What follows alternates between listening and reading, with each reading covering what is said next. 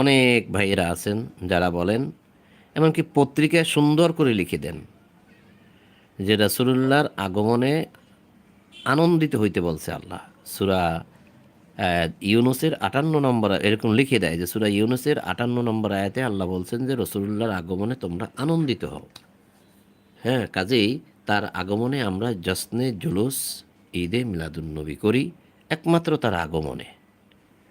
তখন আবার ওই কথাটাকে আবার ব্যাখ্যা বিশ্লেষণ করে অন্য অন্য তাফসির থেকে নিয়ে আসে যে এই আয়াতে বরাতে অমুক রেওয়ায়েতে অমুকে বলেছে যে তার আগমনে তোমরা জশ্নে জুলুস করবে। এই জুলুসটাই আনন্দ, জশ্নে জুলুস করবে। এই আয়াতটা তারা কোট করে। আপনারা দেখে থাকবেন প্রায় সময়, হয়তো যারা পত্রপত্রিকা পড়েন, ফেসবুকেও দেখবেন। আমি ফেসবুকেও দেখছি, আর আমি পত্রিকায় দেখছি, আমি অনেকগুলো পত্রিকায় দেখছি।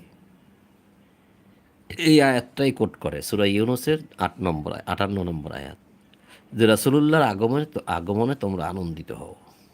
কোরআন বলছে রাসূলুল্লাহর আগমনে তোমরা আনন্দিত হও, তাহলে তো মানুষ আনন্দিত হবেই।